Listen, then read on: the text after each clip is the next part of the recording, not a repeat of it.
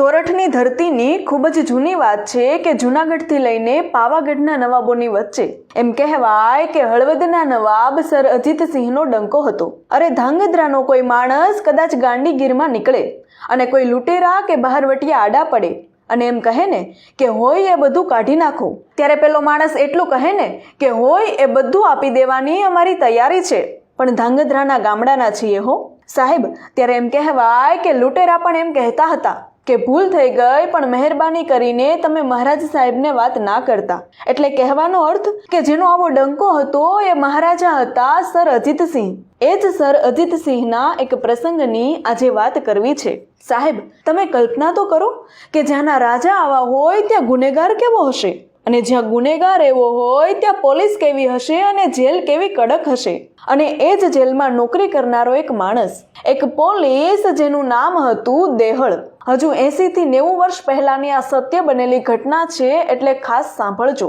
દેહળ એમ કહેવાય કે એકદમ ભગત માણસ હતા. ટાઈમ ટુ ટાઈમ નોકરી કરતા, અને સાહેબ તે સમયે ₹1.5 પગાર હતો. ₹1.5 પગારમાં ઘર ચલાવવાનું, વ્યવહાર કરવાનો અને પાછી ટાઈમ ટુ ટાઈમ નોકરી કરવાની, અને એમાંથી થોડો ઘણો સમય મળે ત્યારે ભગવાનનું ભજન. દેહળ એવા ભગત માણસ કે ખાવાનું ના મળે તો ચાલે, પણ સાંજે ભજન ના થયું હોય તો ઓડકાર પણ ના આવે. એક દિવસની વાત છે.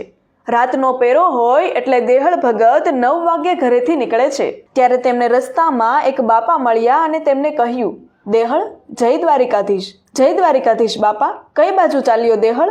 એટલે ભગત બોલ્યા કે મારે આજે રાતની નોકરી છે એટલે જાઉં છું. સારું, નોકરી પર જા. એટલે ભગતે પૂછ્યું કે બોલો ને બાપા, શું કામ હતું? એટલે બાપાએ કહ્યું કે દેહળ, તમને હું દિવસે કહેતા ભૂલી ગયો, પણ અત્યારે યાદ આવ્યું કે આજે કુંભારવાડાના નાકે ભજન છે એટલે વાયક દેવા આવ્યો હતો. દેહળ ભગત બોલ્યા કે બાપા, વાયક નથી લેતો, કારણ કે વાયક લઈ લે તો જવું પડે. એટલે દેહળ કહે છે કે વાયક નથી લેતો કારણ કે મારે જેલમાં રાતનો પેરો છે, છતાં પણ મારો દ્વારિકાધીશ, મારો ઠાકર જે કરે એ ઠીક. આટલું કહીને દેહળ ભગત જેલ પર પહોંચે છે.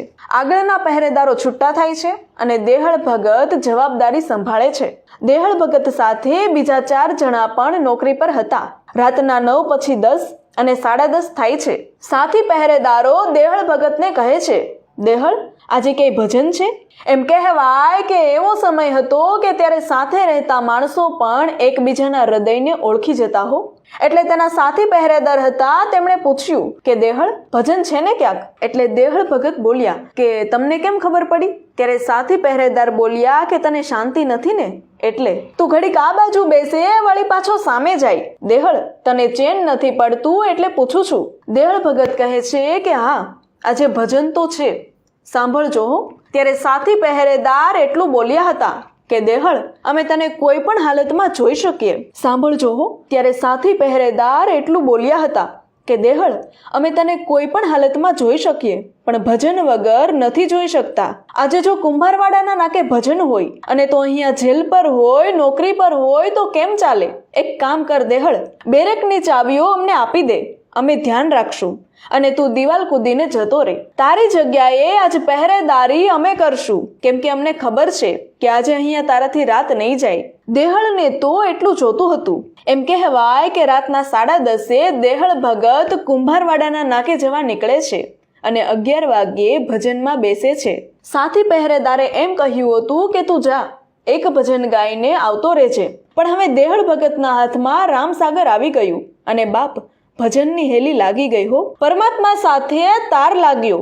રાતના 11, 12 અને 1નો ડંકો વાગ્યો હો. એમ કહેવાય કે નરસિંહ મહેતાના હાથમાં કડતાલું આવી જાય અને તેમને પિતાનું શ્રાદ્ધ યાદ રહે તો દેહળ ભગતને જેલ યાદ રહે. એ તો પરમાત્માના રંગમાં રંગાઈ ગયા. બરોબર રાતનો 1:30 વાગ્યો અને સર અજીતસિંહ પોતે જેલમાં ચેકિંગ કરવા આવે છે. 21 ઘોડેસવાર સાથે છે અને જેલના ગેટની બહાર ઊભા એમ કહેવાય કે સર અજીતસિંહ સાદ પાડે છે, દેહળ, એ દેહળ. સાહેબ, ત્યારે જેલમાંથી દેહળનો જ અવાજ આવ્યો, જી સરકાર. સર અજીતસિંહ બોલ્યા કે બહાર આવો અને તમારી હાજરીની બુક લેતા આવજો. જી નામદાર. એટલું બોલીને એક હાથમાં ફાનસ અને એક હાથમાં હાજરીની બુક લઈને દેહળ દરબાર પાસે આવ્યા. દરબારને સલામ કરીને હાજરીની બુક આપી. એમ કહેવાય કે ઘોડા ઉપર બેઠા બેઠા સર અજીતસિંહે હાજરીની બુક જોઈ. બુક પાછી આપીને કહ્યું, જાવ દેહળ. દેહળ ભગત પાછા જાય છે. જેલનો દરવાજો બંધ થયો. ત્યારે જે માણસે મહારાજના કાન ભર્યા હતા કે દેહળ જેલમાં હાજર નથી અને ભજન કરી રહ્યો છે, એ વ્યક્તિને સર અજીતસિંહે આંખનો ઈશારો કર્યો કે જો દેહળ અહીંયા જ હાજર છે. દરબાર સામે જોઈને એ માણસ પળ માટે નીચે જોઈ ગયો, પણ એમ કહેવાય કે તેને હજુ વિશ્વાસ નહોતો આવતો. એટલે એ માણસ કુંભારવાડાના નાકે જાય છે. જઈને જોયું તો દેહળ રામસાગર લઈને ભજન કરે છે. એ માણસ પાછો આવીને રાજાને કહે છે કે દેહળ ભજન કરે છે, જેલમાં નથી. ત્યાં તો દેહળના ભજનનો અવાજ પણ સંભળાવા લાગ્યો. એટલે કહ્યું કે મહારાજ, અવાજ સાંભળો. સાહેબ, અવાજ દેહળનો હતો. મહારાજ ફરી જેલમાં આવ્યા. ફરી જેલમાં આવીને ફરીવાર એમ કહેવાય કે સર અજીતસિંહ બોલ્યા, દેહળ. ત્યાં તો દેહળનો અવાજ જેલમાંથી આવ્યો. જી નામદાર. એટલે બાપુ બોલ્યા કે ખૈરિયત બેટા. અને ત્યાં તો અંદરથી અવાજ આવ્યો કે દરબાર, આપ જેવી સરકાર હોય ત્યાં બધું ખૈરિયત જ હોય ને. પણ આ જવાબ પરમાત્મા દેતા હતા કે તારા જેવો રાજા હોય પછી અમારે શું ચિંતા હોય. ટૂંકમાં અજીતસિંહ પેલા માણસને કહે છે કે જો સાંભળ, દેહળ જેલમાંથી જ બોલે છે. ત્યારે પેલા માણસે એટલું કહ્યું, બાપુ, જેલમાં પાછા જોવા આવો છો તો કુંભારવાડો ક્યાં દૂર છે, તમારી નજરે જ જોઈ લો ને. ત્યારે એમ કહેવાય કે સર અજીતસિંહ એટલું બોલ્યા હતા કે મારી જેલમાં ચેકિંગ કરવાના હોય, મારે કોઈના પાત્ર ખોલવા ના જવાનું હોય. મારો દેહળ મારી જેલમાં હાજર છે. એમ કહેવાય કે દરબાર પોતાના મહેલમાં ગયા અને આ બાજુ દેહળ હાફળો ફાફળો થઈને જેલમાં આવે છે કે એક ભજન ગાઈને આવવાનું હતું અને 2 વાગી ગયા. જેલ કૂદીને દેહળ અંદર આવે છે અને સાથી મિત્રોને હાથ જોડીને કહે છે કે ભૂલ થઈ ગઈ મારાથી. મારા હાથમાં રામસાગર આવી ગયું એટલે મને સમયની ખબર ના પડી. ત્યારે ચારેય મિત્રો બોલ્યા કે દેહળ, ગાંડો નથી થઈ ગયો ને તું? દેહળ કહે છે કે તમે આવું કેમ બોલો છો? અરે તું તો 12 વાગ્યાનો આવી ગયો. 1:30 વાગ્યે દરબાર આવ્યા. દરબારે તને બહાર બોલાવ્યો, તારી હાજરીની બુક જોઈ અને પાછો તને અંદર મોકલી દીધો. દેહળને તો હૈયું ફડફડ થવા લાગ્યું અને કહ્યું કે મજાક શું કામ કરો છો? આવું બન્યું નથી ને કે મહારાજ આવ્યા હતા ચેકિંગ કરવા? અરે અમે મજાક નથી કરતા. અરે દેહળ, તારા સોગંદ, અમે મજાક નથી કરતા. દેહળ કહે છે કે તો હવે મને એ કહો કે મહારાજ ક્યાં ઊભા હતા? જેલનો દરવાજો ખોલ્યો અને ઘોડાના પગલા બતાવ્યા કે અહીં મહારાજનો ઘોડો ઊભો હતો અને એના ઉપર મહારાજ બેઠા હતા. એમ? તો હું ક્યાં ઊભો હતો? અરે દેહળ, આ તારા પગલા જો ને, તું અહીંયા ઊભો હતો. અહીંયા ઊભો હતો એમ સાંભળતા જ દેહળ ગોઠણભર થઈ ગયા અને પગલાની માટી લઈને પોતાના મસ્તક પર ચડાવવા લાગ્યા. ત્યારે ચારેય મિત્રો બોલ્યા, એ દેહળ, આ શું કરે છે? ત્યારે દેહળ ભગતે કહ્યું કે ખોટું બોલું ને તો મારા ઠાકરના સોગંદ છે. હું ભજનમાંથી હજુ અત્યારે આવું છું. આ મારા પગલા નથી, આ તો મારા ઠાકરના, મારા દ્વારિકાધીશના પગલા છે. ત્યારે એમ કહેવાય કે સાથી પહેરેદારો એટલું બોલ્યા હતા કે દેહળ, અમે ભલે ભજન નથી કર્યું પણ ભજન કરવા વાળાની ભેગા બેઠા ને એટલે 1.5 કલાક સુધી ભગવાન અમારી સાથે બેઠા. વહેલી સવાર થઈ એટલે દોટ મૂકીને દેહળ રાજભવનમાં જાય છે અને કહે છે કે મારે મહારાજને મળવું છે. દેહળનો અવાજ સાંભળીને ધાંગધ્રા નરેશ રાજભવનમાંથી બહાર આવે છે. દરબાર બોલે છે, દેહળ, નામદાર, પ્રણામ. પ્રણામ દેહળ, કેમ અત્યારે આવ્યો? ત્યારે દેહળ એટલું કહે છે કે બાપુ, મને માફ કરજો. દરબાર, મને માફ કરજો. કેમ દેહળ? ત્યારે દેહળ ભગત બોલે છે કે બાપુ, તમારી પાસે લોકો નોકરી લેવા આવે છે પણ હું આજે તમને નોકરી પાછી દેવા આવ્યો છું. અને ત્યારે સર અજીતસિંહ દેહળને બથ ભરીને બોલે છે, દેહળ, મારી કઈ ભૂલ છે કે તું આ નોકરી મૂકે છે? વિચારો તો ખરા કે કેવું દ્રશ્ય હશે.